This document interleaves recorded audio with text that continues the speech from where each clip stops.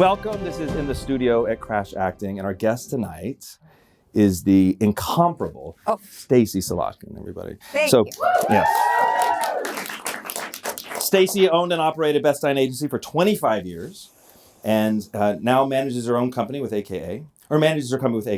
Having worked as a successful actress for many years prior, she felt she could bring a unique understanding to help her represent other actors through their careers. She began her company as a manager and transitioned to Beth Stein Agency, and then transitioned Beth Stein Agency into an agency. Is that right? Yeah. We'll get there. We'll get all there. That's when LA Casting came on the scene. They didn't let managers on there. Oh, so that's when you turned it into an agency. Yeah. This is the savviest. Okay. The most important. Savvy. She's savvy and incomparable. Okay. The most important thing for her has always been the integrity of the work and helping actors be the best they can. Yeah. Which is the most important part of your bio. Alongside managing her clients with an AKA, Stacy continues to help and guide actors on her Instagram, Beth Stein Advice for Actors, and her No BS Tuesday Clubhouse room, where she answers actors' questions each week from 5 to 7. Now, my bio for you. Oh, yes. My bio for you. And we talked a little bit about this outside. We just met today in person. Yeah. But we've met virtually a few times. Yeah. And in the brief amount of time that I've known you, and it seems unfair, but I think after the pandemic and in the social media age, and be like, I know you, even though we've never met. Yeah. I have come to experience you as profoundly generous. Like, it's kind of insane. But also, and I was saying out there, you said that I'm very intense. And I was like, I think you're intense. and what I mean by intense is that you seem to live deeply and fully. You seem to have a great deal of integrity. You seem to be driven by something much larger than yourself. I've seen your artwork, and anybody who can do what you do is living their life as fully as anybody. To me, that's what intense means. I'm not intimidated by you. I don't find you intimidating, but I find you profound. And I so enjoy any time we interact, because I always feel like, though we might start off where it's 3 feet deep, I'm not sure we won't end up way above our heads. This is my bio for you. and then when I met you, oh my gosh, earlier today when I met you, it was like a hug from an old friend. Yeah. It really was. Yeah, I felt that way. It really was. I felt that way. I felt like I knew you. I felt like I knew Sam. Yeah. The internet has become a form of connection for me, for sure. You know, through COVID, it really did. And I don't know if people know my story, but even before COVID, for a few years, I was stage 3 ovarian cancer. Right. So I also was a recluse. So everything became my connection to my artwork and my connection online. And so, but sorry, I digress. No, that's not digressing. I love your bio. Can you write my bio? Can I share? So my wife did something like that for me once. We were having this event here, and she was doing something, and out of nowhere, she paused the whole thing and read a mythology she wrote about me. I was like, and there's a picture of me listening to it, and it's like, I don't know. I don't know. I just like, and it was one of those moments where I feel like this is very important. I should be paying attention. Yeah. And anyway, so you've brought this up, and let's go straight there. I had another question I was going to ask, but you brought this up, and I'd rather go in this direction. Your story, your cancer survival story, I don't know what to call it, your journey with cancer, is so unique. It's so profound. And I didn't know about it until I did. And then I went, oh, this is what, to me, this is what it's the fabric of what you bring to everything you do. It's the baseline for everything I talk about online. Yes. Keep going with that. What did you learn? Who were you before this? Who are you after this? And how has it shaped your perspective on art, on the business, all of that stuff? Well, I've lost both my parents to cancer. And I buried my father 17 days before I found out I had stage 3C cancer. And when I say I had cancer, like, they opened me up and they closed me back, because it was on every single one of my organs. And if they had operated, I would be dead. They were like, we can't operate. So I started fighting for my life. I had a very interesting journey through that, which I don't think we need to go into here because that's a whole other thing.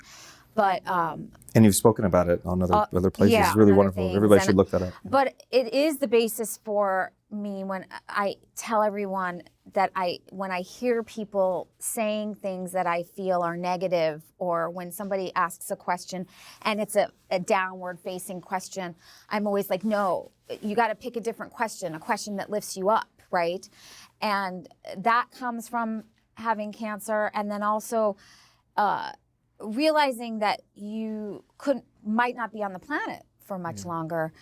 I started asking myself about my last day and how I would feel about things on my last day. And that's where I make my decisions. So if I need to make a decision about something, I say, well, how am I going to feel about this on my last day?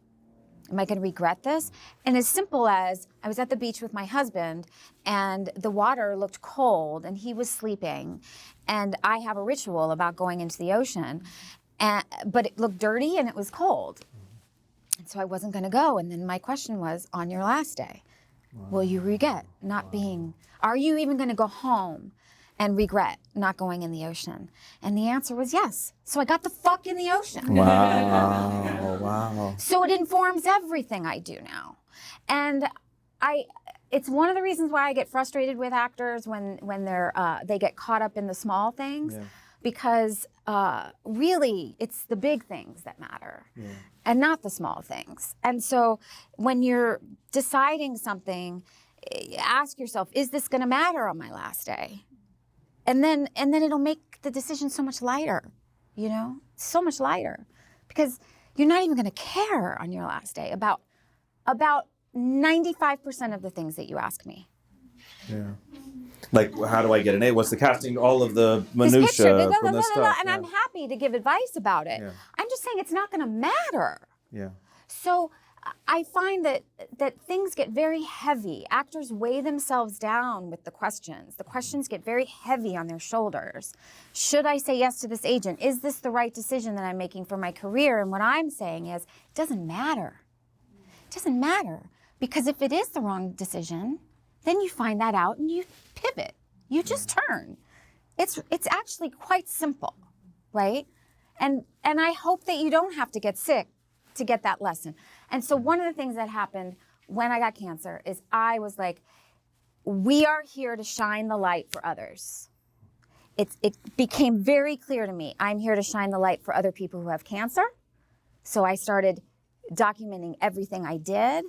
And then I translated it into the business because I have 25 years of knowledge from being an actress to then managing to then being an agent. I feel like I have a lot of knowledge to give. It's not right for everyone, and it's only my opinion, but I feel like it's my duty and purpose to give it and to light the road for people. That's so wonderful. You're aligning purpose with an act of giving, and now I understand the energy behind your generosity. Yeah. And for me, a lot of when I started acting, and a lot of actors I see giving is a difficult concept in the work. Yeah. How do you hold this space as an agent and a manager and somebody who's on that side of things, and then you have this deep and profound, almost, it's almost a spiritual connection to the work and to living, not just acting, to all of this stuff. How do you connect these two? How can somebody not become consumed in just the hustle of it and still bring something greater to it? How do we do that? Well, I had to get out. Get out of being an agent. Yeah. So, I really had to make a decision, and I think COVID made a lot of people rethink what they were doing. Yeah. And I knew that I wanted a greater connection to my art and my soul. Mm-hmm. And that was never going to happen if I continued to be an agency owner. There's so much work. Actors don't understand how much work it is to be an agent and then to be an agency owner and have employees. During COVID was when it really got hectic because we were all trying to figure out this whole new world we were in with all the self-tapes. And I'm a very connected agent, connected to my clients. And so I watched every self-tape, you know, and I was highly involved. And, you know, I was doing the account, I was doing everything. Yeah. And I would end the day in tears and highly stressed because I don't know how to half-ass it. That's not the kind of agent I was.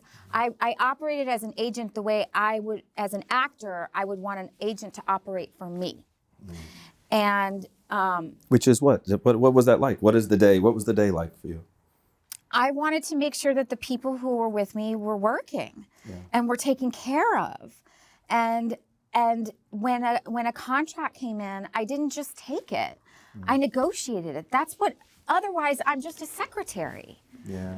So it's about, you know, really trying to get the most amount of money. And I got in trouble a lot. I had SAG call me once when I was negotiating a deal because I was negotiating too hard. And other agents complained about me. Oh, wow. It's nice to have the right people complaining about you, though. That's how you know you're doing something right. And it's actually against SAG rules for them to get involved. They're not allowed to do that. As long as, because my fiduciary responsibility is to my clients. So, you know, so I negotiate hard. It is the part of the job that I love the best. I love negotiating. And it's like a chess game, right? And so there's aspects of it that I still get hyped up with, and I still have some clients that I work with that are at AKA. I'm in charge of some of the things that I brought over there. But in order for me to dive deeply into my soul, which is what you see in my artwork, now I'm actually answering your question. I had to stop. I had to stop because one of your questions, he sent me some of the questions before. Line.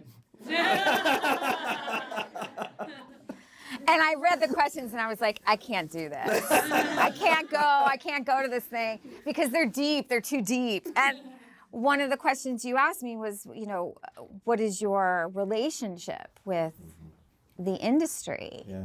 If the industry was a person, how would you describe your relationship to it? If the industry was a person, how would I describe my relationship? And the industry is like an ex-husband who I know everything about.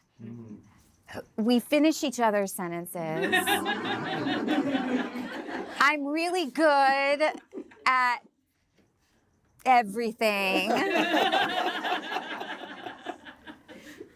But there's no boundaries. Right. And so when I give a little, all of a sudden I'm in quicksand and I can't get out. And so I had to get a divorce. You asked for the divorce. I had to get a divorce. Yeah. I don't have an ex-husband. That's the analogy. Yeah. Okay. We're in the metaphor. We're in the metaphor world. Your husband's going to see this, by the way. Okay. Yeah. That's very specific. So, and the other question, which is interesting too, is so I'm going to rephrase this question. If art, and by art I mean acting, I mean the whole thing of art. Well, you can do the acting. Yeah. But I mean acting, your artwork, the different expressions of art. If art was a person, right. How would you describe your relationship to art? Well, my relationship to art and my relationship to acting, those would be two different people. They would be. Okay. Yeah. Okay.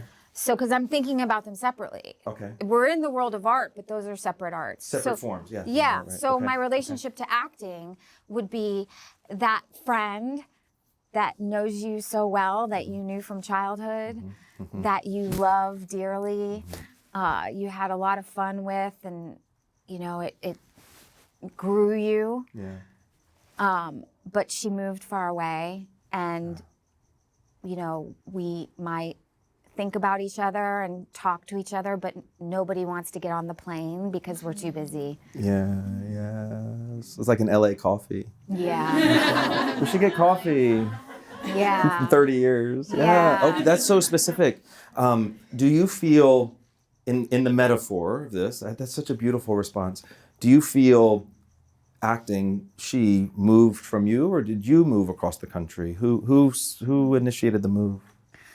Oh gosh, I didn't even think about that. I mean, when I think about it, first of all, I find it very interesting that the industry is male, and For you for mean. me, Yeah. and the Yeah. and acting is female for me. Wow. In the way that I think of that. You know, I mean, clearly I moved away because clearly, but for me, she's the one who's far away. She's there, and I just don't have the time or the inclination to make the time to go see her. And so for the other form of art you do, painting, and how would you describe that relationship? That was a person. Okay, that's enough. Breath. Well, she's my breath. Yeah. Yeah, she's my life. She's my sanctuary. Wow. She's my church. She's my synagogue. She's, that's where I go to breathe. Yeah. And has it always been that way? How would you describe the growth of that relationship? Because you've been doing this artwork for a very long time. I've been acting and doing artwork since I was a child. I've been on stage since I was probably 6 years old. Okay.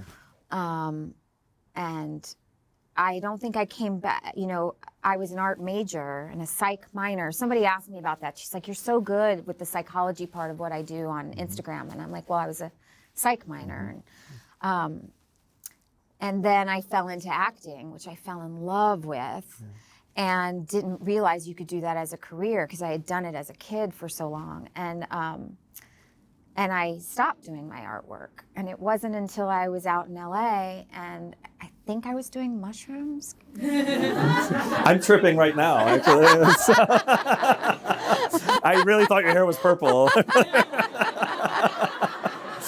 many people here thought my hair was really purple? Yes, for real. And we started painting. And so then I just started painting, and I found the painting again. And You were in LA at this point. Yeah. Oh, and I have a whole story. Like I got the studio. I've always had studios. Just kind of, I'm really big on watching the signs that the universe gives you. And there was literally like a sign for a studio. Like just weird things happen. And I just started painting, and then I immediately got a manager, and I was in the Venice Art Walk, and things just started happening. And to me, a lot of how I relate to the actors now is because I'm saying things that I need to hear about my art. And you mean how keep going with that. So you feel like you're saying things to encourage them, or you're saying things to advise them or guide them, and you're speaking to yourself about your own work? Certain things. Like I've really come to believe that the actual art is in the doing of it. It's not the final product. It really is in the moments while you're doing it. That is the important part of the art. And that what's left is the artifact. It's the relic. And so that's the thing that you let go of, especially in your business, because the director is the one who's cutting it. The editor, you don't have control once you do your thing. I say that about the auditions. You get to, you guys going into an audition is like me getting to go to my studio. I wish that actors could think about it in that way, because then it becomes so beautiful. Because you get to bare your soul. Like somebody actually wants to see your soul. Like how wonderful is that? That's like somebody coming to my studio. When people ask, can I come to your studio? I'm like, oh my God, you want to see my soul? And then to have them look at something and maybe even want it for their house. They have a piece of me in their house. It's so sacred what we do as artists and as actors. It's so sacred. And so I guess I get frustrated when we all get bogged down with the business of it. And how am I going to advance? And how am I going to, and you see my energy even changes. And that's the part when I say at the end of the day, at the end of your life, which part are you going to remember? And I know you're going to remember the part that opened up your soul.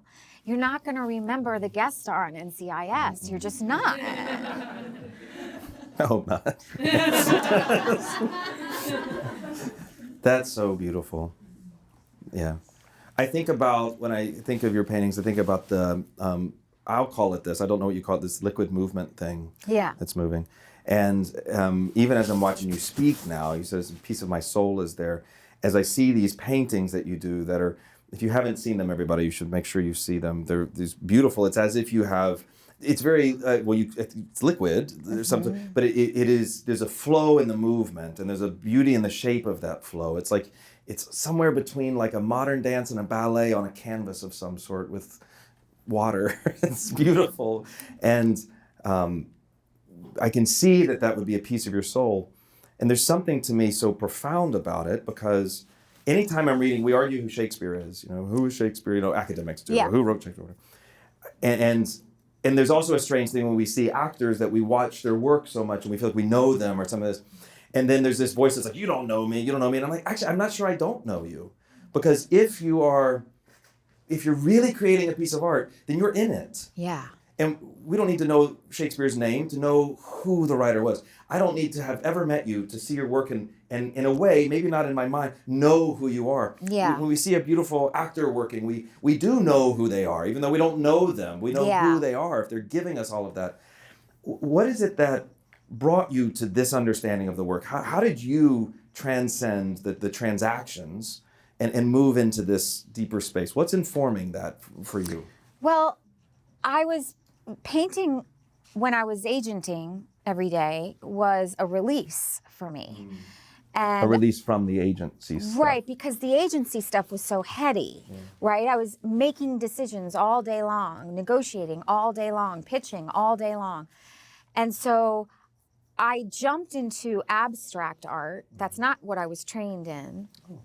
I was drawing faces, I was like this, and I was already doing that all day long, Yeah. And so I wanted to make a mess. Wow. I didn't want to think. Wow.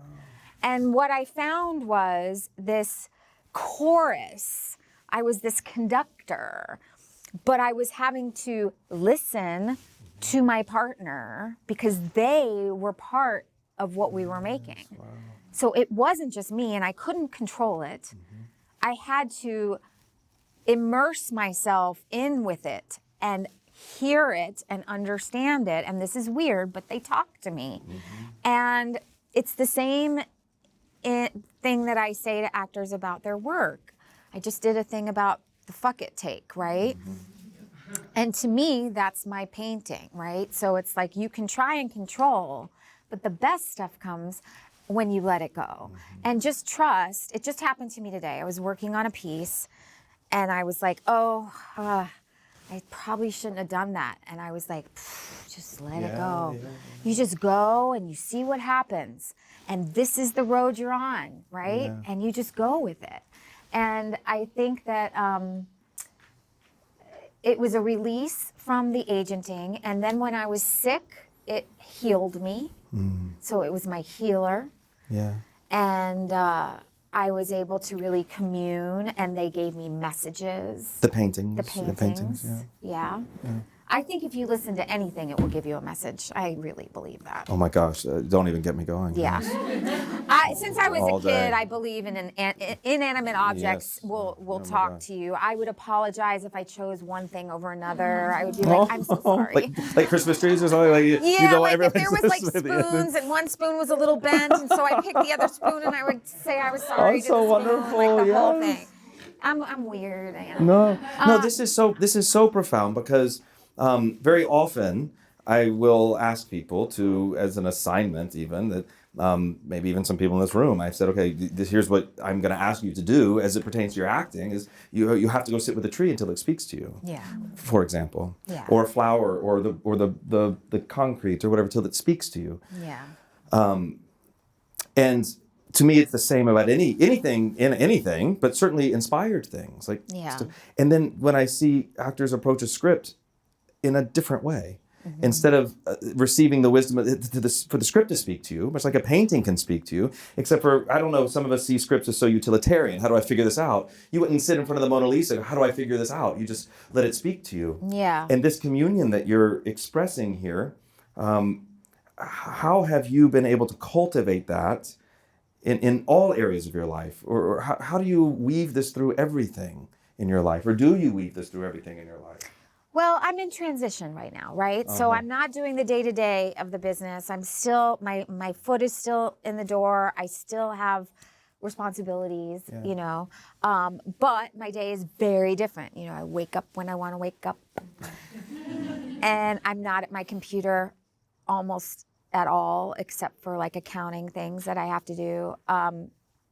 So I try to be as present as I can, and I try to remind myself that what's important to me is ease and happiness and flow and kindness. And so I operate based on that throughout my day. What's going to bring me more ease, you know? And I don't like to do things that stress me out anymore. And also I'm changing mediums. You know, now I'm working with ceramics. Oh yes, I've seen that. Yeah. It's so good. And the interesting thing is, and I don't know if this we can relate it to acting, we probably can, but my flow with all the different mediums that I work with, it's all the same. Yeah. My 3D stuff, if you put it next to one of my encaustics, you're going to see the same lines. Yeah, this is what I do with my hands when I see your work. Yeah. I mean, I hope that's not reductive. I don't know. But I'm like, I don't know can if it's see good your or ceramics. not. Your ceramics, they move like this, you know? Yeah. Oh my God, I've just insulted the artist. But I mean, your ceramics move this way, and the liquid work moves in this way. There is a literal oceanic flow to your work. Yeah, and I really, because I'm not trained in ceramics at all, I really love coming to the work just with an idea of something that I think is beautiful, but then I really just take the block of clay and start molding it with no direction. And then I'm like, oh, it wants to go this way. Oh, it wants to go this way. And then I think Look we're what she's going doing. to... This is what I'm saying. This is... Yes, exactly. And then we start making something. And then, so if I relate it back to acting, when I tell people, go in the room and throw down, Jeffrey Tambor was one of my acting teachers, and he would say, you throw down your box of crayons and you say, let's make some art, right? Let's just do it right here. And you just be open. And if at the end you made a connection with someone in the room and you had this wonderful crayon session, how beautiful, you're done. What else do you need? You're done. That was it, yeah. You just go, oop, oop. That's how I would do it, and maybe they want to redirect you, and oh wow, okay, let's do it that way. Yeah. Like, how exciting is that?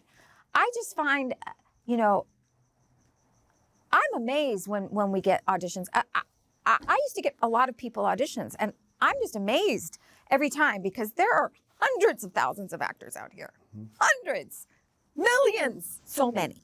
Like there's like 400 talent agencies and 5,000 managers, and they all have hundreds of people. Yeah. So to get an audition is like, wow, and I wish that actors felt that way. Yeah. I wish they were like, wow, okay, let's do this. What blinds an actor? What do you think it is between that gap? What's in the way of the vision? Well, probably all the things that probably all the reasons why I quit acting is what I feel from, and so when I feel that from actors, it triggers me too, because back in the day, we didn't have self-tapes, and I didn't want to drive at 5 o'clock all the way down to Warner Brothers from Venice. Like, I got mad. I got upset, and I was angry on the drive, you know? And, you know, I think that now, I don't even know if I could do the whole self-tape thing you all do. Like, the whole thing would freak me out, you know? So I think that there's a lot of things. There's a self-sabotage that happens if actors are insecure, or they read the material and they go, I'm not right. Yeah.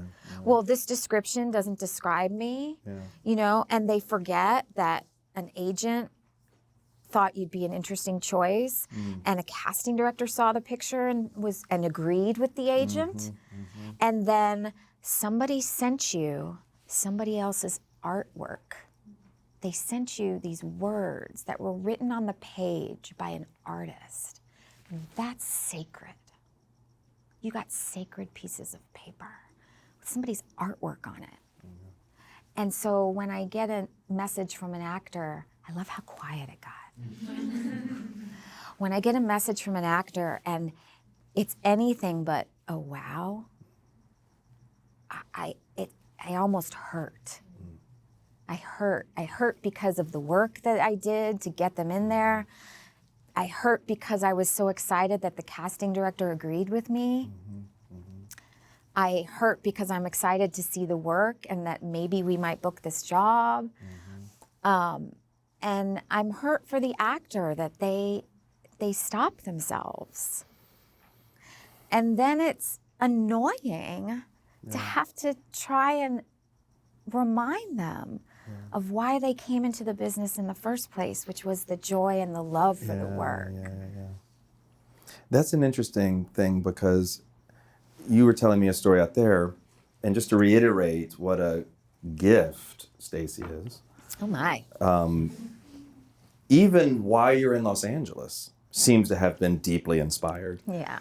So maybe you could share that story, because it seems like you a lot of people move to Los Angeles. I don't know if this is true, but at least this is the stereotype. People move here because they want to get there. They move here so I can get there. If I come here, I'll get there. You seem to be here. The sign was different. It wasn't a billboard. It wasn't a TV show. It was another experience for you. Yeah. Can you share that? Well, of course I wanted Because it's like completely in line with everything you're doing. Was your origin here in a way, or at least that moment of your life? Well, I believe in being open, right, to the signs. I believe they're everywhere, right, if you're open to that. And I was still in school in Louisville, getting my Bachelor of Fine Arts. And are you from Louisville? I am. Anybody else from Kentucky? Anybody from Kentucky? That's awesome. So I was in the Bachelor of Fine Arts program, and I had gotten a scholarship there because I did a scene with somebody. And, you know, I remember being on stage and people were laughing. And I had done plays before, so I don't know why this was so profound, but I got off stage and my parents were there to see me. And I remember saying, I want to do this for the rest of my life. And college is, I don't know how many of you went to college for acting, but it's very different than the acting classes out here. And so I drove out here not knowing anyone. And I went to UCLA to see who needed roommates. That's how I found my first place. Really? Yeah, I was like, who needs a roommate? And I would go to the beach every day, and I started studying with Stanford Meisner, and I started studying at Playhouse West. So I was doing 2 different Meisner programs at once. And it was incredible and profound. And I just couldn't fathom going back to a Bachelor of Fine Arts program where I was doing monologues. I just couldn't. I just couldn't. And you can't go to the beach in Louisville either. No. There's not much on the beach. My mom kept calling me, school's about to start, you have to, she was gonna fly, we were gonna drive back in my Buick Regal. And, cause I had driven out here in the Buick Regal with a CB radio, Yeah, I asked my dad for a gun. He said no, but I'll give you a CB rating.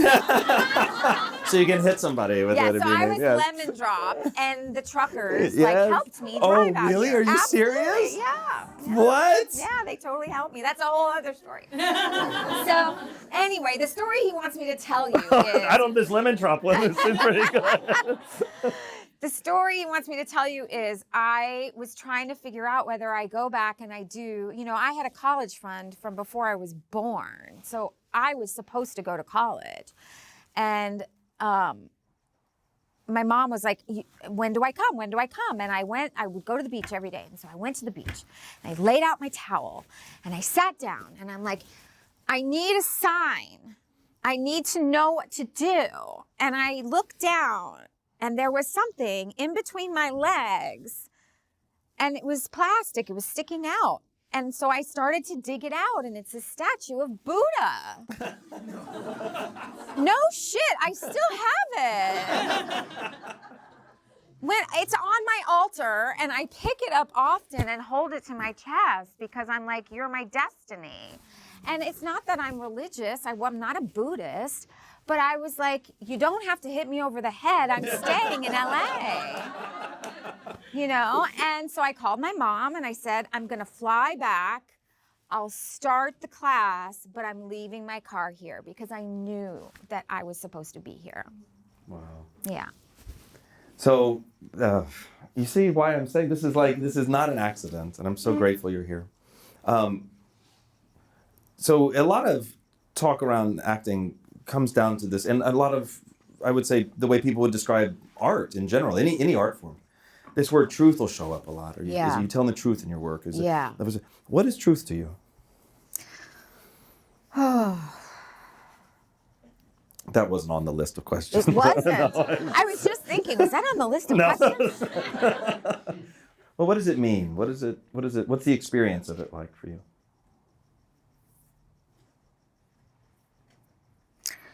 Just when you have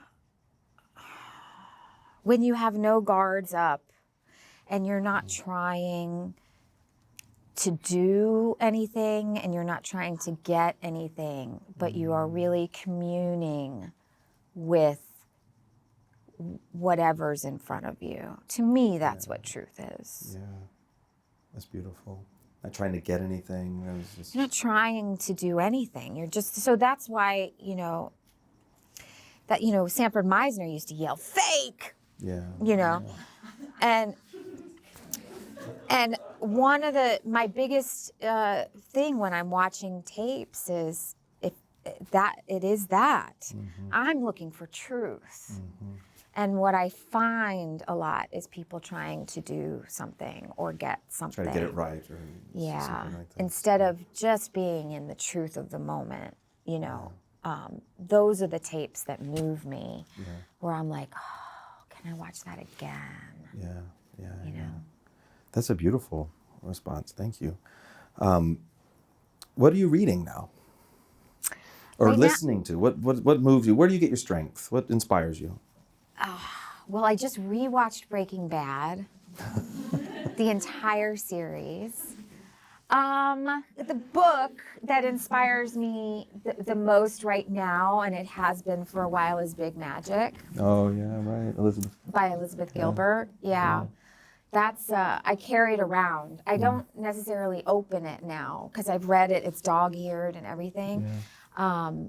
But I carry it around a lot. And then I've read this book as well many, many times, but it's been calling to me. So I literally wrecked my whole house trying to find it, and I can't find it. I know I have it. Letters to a Young Poet. Oh, Rilke, yes, amazing. Yeah. Oh, yeah. Yeah, that's a big book for me. Yeah. I have always looked for mentors in my life. Mm-hmm. It's one of the reasons why I feel like I try to be a mentor with the Beth Stein thing, because I always look for mentors, people who inspire me and can teach me. And, I have a woman right now. She was the one who really got me to this place that's informing everything about who I am at this moment, which is you can sit in a chair and close your eyes and go into your heart and think good thoughts, and you're contributing to the healing of the planet as opposed to the pain of the planet. And I really feel like if we just remembered that that's really all we need to do every day, is to contribute to the health of the planet and the, it's like, dropping a pebble into the water. That's what I feel like my life is right now. I'm like, did I drop a good one? Wow. Yeah.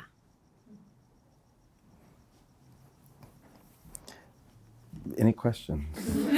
We're there. Is there anything else you would like to say before we open it up to anything? I want to say, first I want to say that just because, I'm an agent and all that stuff, I get just as nervous as you. I was so nervous to come here today. And I find that, these gatekeeper things, people put us up on a pedestal and we're just human, We're exactly alike. We're all exactly alike. We're all going through the same things. So it hurts me when people say, they're scared to talk to their agent. Why? Right. They're exactly like you. They have, and if they're being assholes, it's just because they're in pain. They're in pain. Yeah, I guess I really hope that I can inspire you to fall in love with your art every day and not feel like you have to hustle because otherwise you won't get there. It's so not about that, because your journey, I know when I get an actor and they have a trajectory, we're gonna do it together, right? But we build the rocket ship together, but we're doing it together, and they have a trajectory. And so you have a trajectory. It might be a quick one. It might happen in 10 years. You don't know, right? But it is there already. And there's really not much you can do but be prepared for it, which is why I say you have to work at your craft to be the best you can be. When it's time for you, you're ready, But I don't really believe that working harder is going to make it happen faster. I don't really believe in that. I believe that it's about being prepared and doing all the work, because at some point it's going to go like this, and you just don't know when. And I know that freaks you out. And everybody wants to know when and how can I stand out? And, how can I, that's the question I get the most. How can I stand out? And it's not about that. It's not about standing out, because standing out is about there and what they think of you. And it's really about going in and going deeper and falling in love. Yeah, I don't know. Now I'm just rambling. No, I think that's exactly it. Yeah, that's perfect. Yeah. It's still beautiful. Yeah. Anyway, you got any questions? Go ahead. Tell us your name and I'll probably repeat the question so that everybody can hear it. I'm Jenny. My question for you had to do with you enjoy negotiating. Yes. So that particular one you got in trouble for, I have a couple questions about that. Were you negotiating on a female's contract? Did you get in trouble because you were a female? And my third part of the question was, did any of those agents have clients that were involved in that project, so they had money taken away from them because you were negotiating strongly for your clients? Yes. So this particular instance that I was talking about was for a renegotiation of a commercial. I happen to know that there was more than just me that was going hard. And there are agencies out here who they have a lot of people, and so it's more about volume. That's the difference between a large agency and a small agency. Small agency, we have to squeeze the job, right? We squeeze the job. And I started out at the bottom, right? I started out with co-stars and, I was in somebody else's living room because I didn't have a fax machine and a pager, right? So if I could get the actor another $100, I fought for it because back then that was a third of someone's rent, right? So I grew up in a time where agents really fought for the money. It's harder to do now. But so in a commercial, everyone has to agree or they can't make the commercial unless they can cut your person out. And in this renegotiation, I wanted what was fair. I wasn't going crazy high. I think it was the second or third renegotiation, and I wanted a nice rate. And there were agents who were willing to settle for much less. And they were upset that I was holding that up. Yeah. I think I was negotiating for a guy. So it didn't have anything to do with that. Although I do believe that a lot of times as a female agent, it makes a difference the way I'm talked to.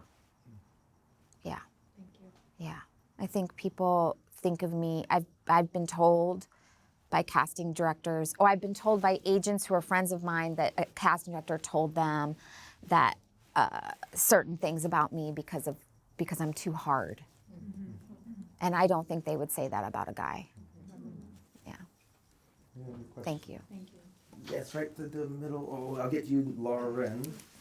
Oh, I had it right. 50-50 shot. 50 shot. Tell your name and then what's your question? I'm Lulu. Hey, Stacy. Hi, Lulu. I was actually with you when Mariel used to work with you. Oh, so I was yeah. In my commercial. But so I love everything you're saying, and I've actually finally gotten to the point where I feel really comfortable with my craft.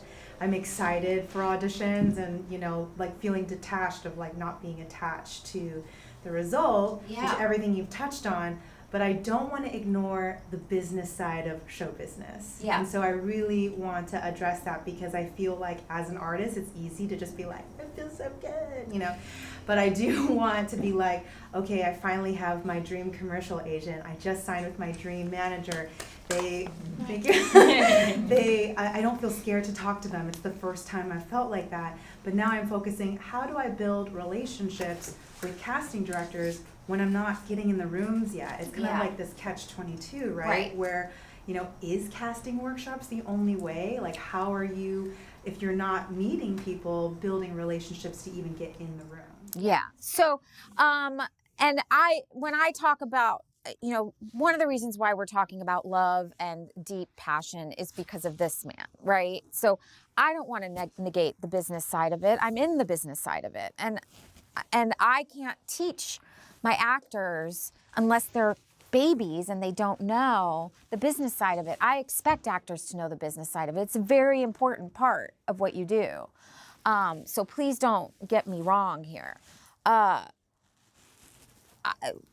The best way if your agent and your manager are not getting you in, you have this great tool right now, which is Instagram. There's a lot of casting directors on there. It's a way for you to learn from them and to form some relationships. I have relationships now with actors that I never would have known if not for Instagram, right? So that's a great resource. It's almost like the postcard. It's a better postcard, okay? Back in the day, I would have said, you all should be postcarding. I just got a call from Raleigh Studios because one of my clients is postcarding the shit out of Raleigh Studios. And so the guy in the mailroom called me and said, your actor is sent, and so I had to call her and I had to say, look, right? But I said, good for you. I said, because you're doing the work, right? You're putting it out there. It doesn't actually matter if the casting director gets the postcard. You're putting it out there. It doesn't matter if the casting director gets the postcard, looks at it and goes like this, because 10 minutes later, they're going to be at their computer. And if your picture comes up and they don't know why, I think I know her. It's because for a quarter of a second, they saw your name with your picture, right? So I like postcards. I think it's better to do it in an email now or on Instagram. And then I do believe in the workshops. I'm sort of out of that, so I don't know what the best ones are, but I know when I was an actor, I got a lot of work from the workshops. And I just saw Jamie McShane last night. He's all over the TV, and he was in those workshops with me, you know? So, and I got guest star auditions from the workshops. So I think if you are a very good reader, like you feel really confident in your reads, casting director workshops is a really good way. There's also generals, but generals are really hard to get. Like one of my clients, Amino, her manager right now is setting up generals, but she just got off being a series regular. So we have something to sell. Does that make sense? So she just tested last week, you know, so when someone starts to get some traction like that, it's easy to say, hey, she's about to get picked up. Do you want to meet her? And then a general will happen. It's not easy for agents to get a general for someone who's doesn't have a large resume. But those happen as you go up, and it will happen for you as you go up. But right now, if you're just trying to get some credits on your resume and you want to, you know, forge some relationships, I think casting director workshops is really great. And I also think utilizing the phone is important. Lauren? You're welcome. Hi. Hi.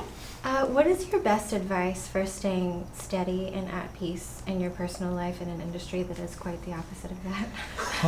Yeah, that was one of your questions. So what is your best advice for staying at peace in your personal life in an industry that's opposite? Well, I truly believe in meditation. I haven't done it in a while, but I went to India and learned to meditate, and meditation really does change your physiology. If you meditate in the morning and you meditate in the afternoon, I know it feels like it takes away time, but it actually expands the space. And then it also helps you not to be reactive to things as much. And I highly recommend that. But meditation can be anything, right? So if you like to work out or whatever, you know, I hug trees, you know, I'm a weirdo. So like, you know, I love that you're asking this question because I think it's a question that every actor needs to ask themselves and actively do it every day. And I don't think you have to be like crazy working at your craft every day. I know I say that sometimes, like you need to train like an athlete, but there is a balance that needs to happen in your life. And so whatever creates that balance for you. But if you haven't looked into meditation, I highly recommend it. It's a really wonderful thing to just sit and allow yourself to be. Yeah. Instead of running around all day, you know? You miss your life when you do that. Somebody over here, Jill? I got you. Hi, Jill. You're a subscriber. Oh, I started this whole subscriber thing on Instagram. They offered it to me. I'm so excited for it. I have a 9-year-old daughter who's also in the business, and she's doing really well now. And her manager like approached me about maybe representing me too, and it really,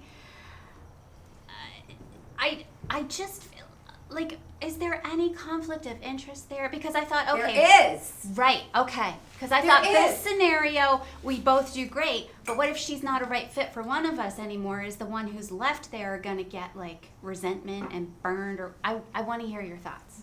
So I represented a lot of mothers with their daughters because I started working with kids because my clients started having children. So it's even before they came out of the womb, I was like, I want her.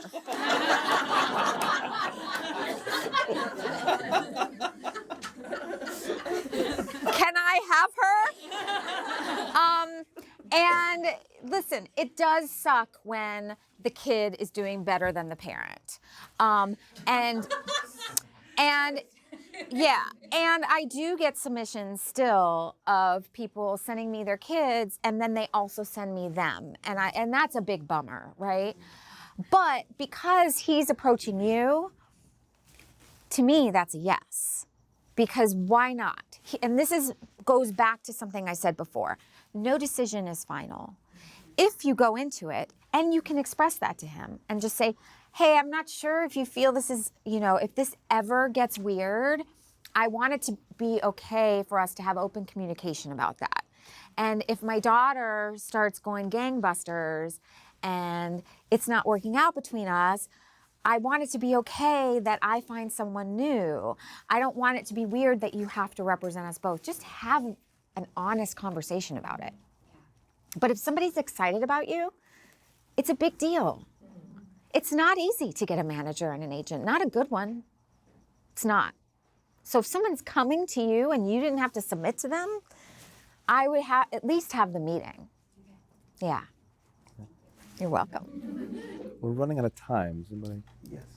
It's piggybacking on that. Demons. What is, I guess, the best way to drown them? For your thoughts, your advice. Can you get a little more specific? What do you mean? You were saying earlier about questions being stated as negative, a downward question, or thinking of a situation or a question or anything more kind of a negative or scared or that kind of state of mind. Like, how do you rise above, I guess? How do you rise above your demons? How do you rise above your demons? There's so many ways to answer this question because I don't know what demon we're talking about.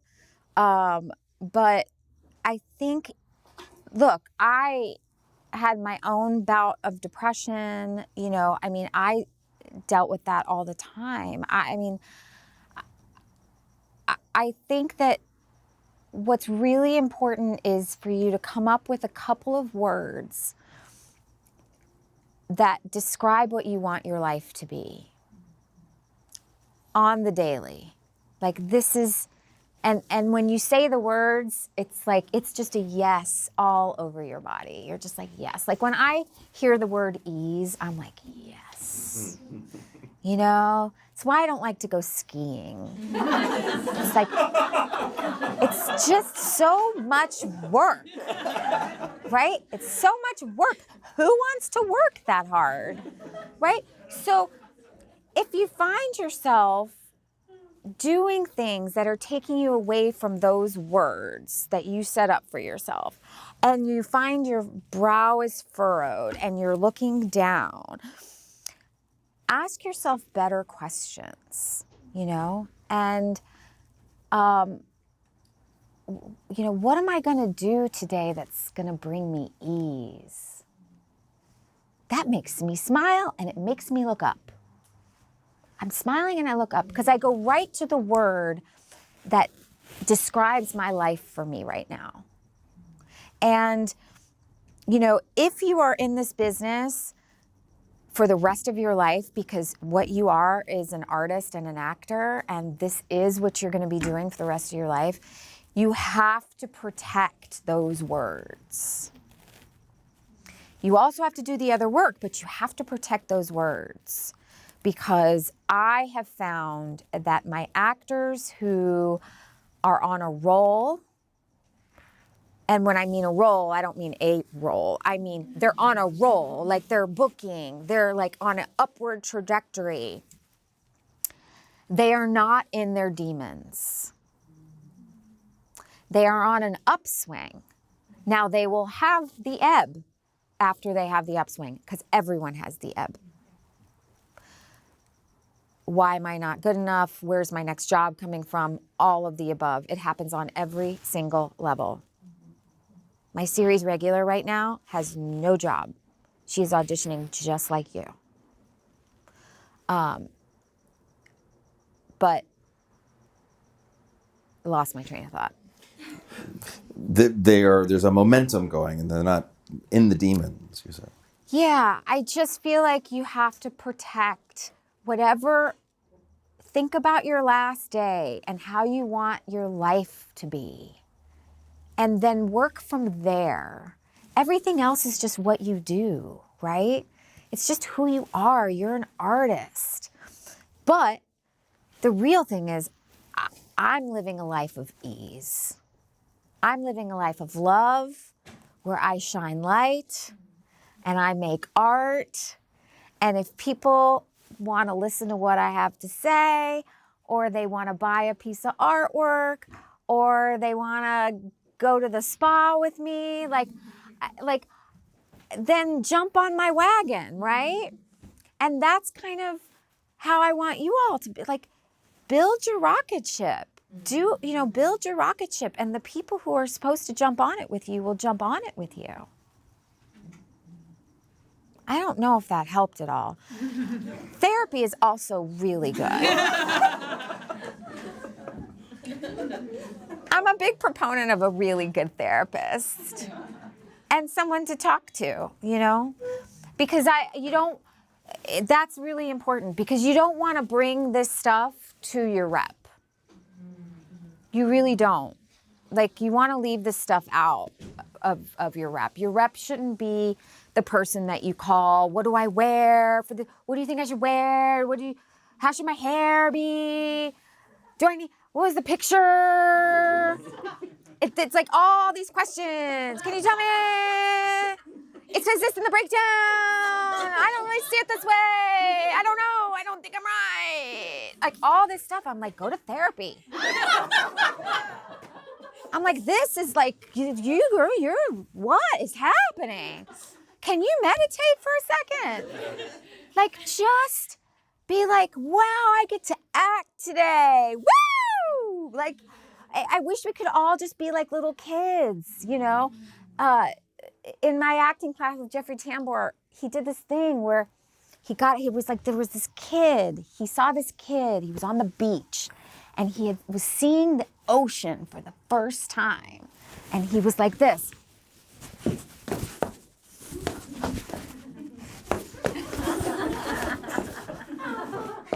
Because it was so big. Trying to take it all in. He was just like, look. And it's like, if you could just have a little bit of that when you get the audition, right? Because it's like, oh, whoa, and you're just going to make art for someone that day. And who gives a shit whether they want it or not? You got to do it.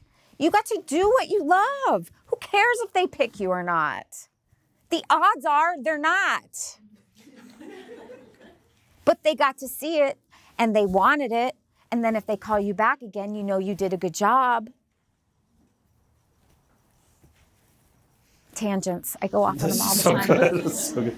So we're out of time. Oh, okay. Colleen, did you have a question? Not a question. I'll make it very brief, though.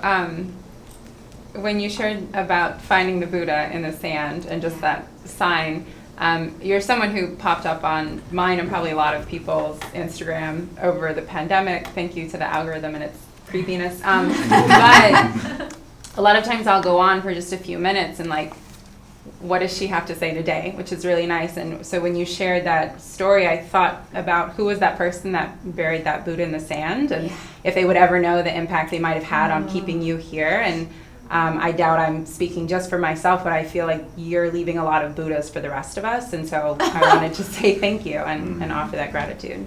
I'm not great with questions, but compliments, I got it.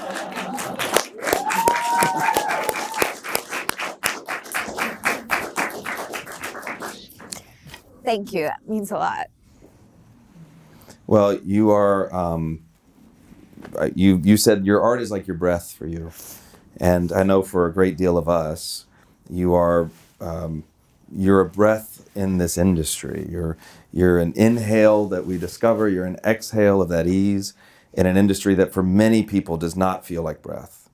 And so to be with you and for you to share your stories and advice Yes, you're planting Buddhas for us. You might even be a Buddha for us that we're pulling out of the sand. So thank you so much for being here. Oh, thank you so much for being here. Amazing. This is good. This It's is fun. amazing. Good. I love what you're doing. Well, this is the first time we've done it. Thank you.